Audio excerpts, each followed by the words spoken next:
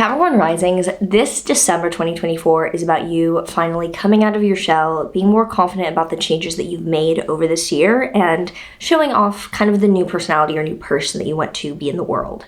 If you're excited to get into what we can expect this December, ending out the year for you based on your rising sign, make sure to like, subscribe, and hit that notification bell so you are always up to date with what the stars have in store for you. If you're new here, hi, I'm Maren. I make videos all about astrology and I make music, and all that is linked below if you want a private reading from me or you would like to get more of my astrology content. And FYI, I have made another video about this that has come out already, but this is the last rising sign forecast that I will be doing. I have a full explanation as to why, but honestly, I have a lot of other creative things going on, and I'm going to stick making longer astrology videos for the transits, but these take up so much time and energy. This is going to be the last one.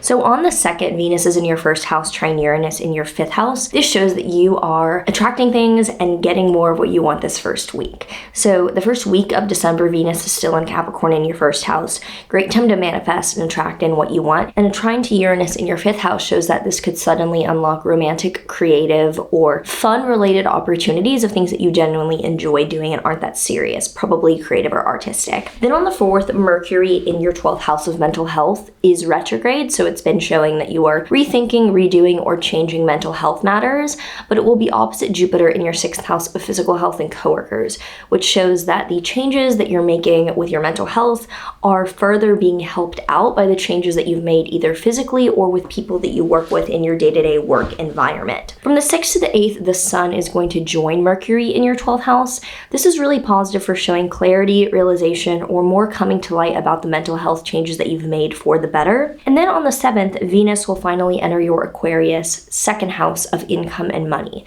So Venus is leaving your 1st house, but it's entering your 2nd, which means that for the last 3 weeks of November, it is the time to attract in money, abundance, and focus on just bringing in more money because that's going to be easier. However, on the 12th, Venus is going to conjoin Pluto, which can show intensity, obsession, or paranoia about money. And because it's opposite Mars in your 8th house, there is a troublesome or conflicting dynamic going on where you're having issues with money connected to other people, such as investments, loans, or debts, and the money that you're trying to make right now is being manipulated or it's being taken away, or there's some sort of frustrating issue in regards to your own money and how it works with other people or people that you owe. Then on the 15th, there's a Gemini full moon happening in your 6th house of physical health and coworkers.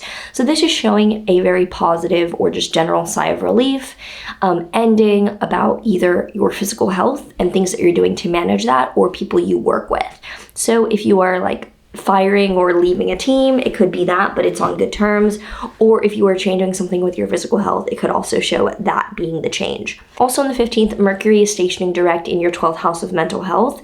This shows that the changes that you've made and the adjustments that you've made about mental health are being more set in stone, and you're now ready to move forward with more clarity about how you feel mentally. And then on the 19th to the 20th, Venus in your 2nd house will trine Jupiter in your 6th house. This is a very, very, very positive alignment, showing that the ability for you to make money is growing, and it's helped out by the changes that you're making with either physical health or people you work around. Then on the 20th to the 29th, in the background, Jupiter is going to square Saturn in your 3rd house. This shows that although your health and the people you work with, like you've been making really positive changes and that's going well, day-to-day priorities of writing content or just being productive are kind of like a Debbie Downer or just getting in the way of you really being happy about those things. So there's a certain amount of like responsibility on your shoulders that you have to take care of that's kind of weighing things down. On the 26th to the 27th, Mercury will oppose Jupiter between your 12th and 6th houses again. Now that Mercury is direct, it shows even further that the changes and the focus you have been putting on mental health is helping out your physical health, and things are going well between mental and physical health. That is improving, but the square to Saturn in your 3rd house shows that the prevailing issue or blockage still here is due to your day-to-day requirements of like being productive, writing, tasks, learning. Like that is kind of in the way of your health getting on point right now. From the 27th to the 28th, Venus is going to square Uranus between your 2nd and 5th houses. So watch out for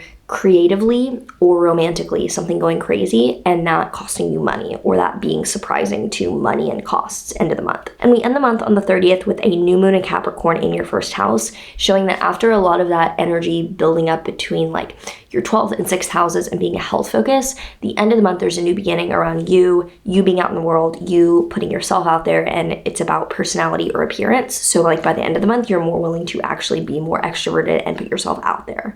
If you're excited for this December, let me know in a comment down below how things are feeling for you and what is coming up for you. So I brought my tarot cards here in Budapest, so I am going to have to just give kind of advice for those of us who are Capricorn Risings for what I think is relevant and important for this month, which is that there's a ton of energy about 12th and 6th houses. So if you feel as if you don't want to be out and about this month and it's all about like hermiting and staying inward, that is the energy that's okay. December and January have a lot more extroverted energy, so if you feel like you just need to isolate, that's kind of the vibe. If you enjoyed this, please give this a like, a comment, and subscribe. I promise I'm still doing astrology. I'm going to try to do more authentic transit videos on the energies happening so that it can be more in the moment and less of these planned long videos that take so much energy.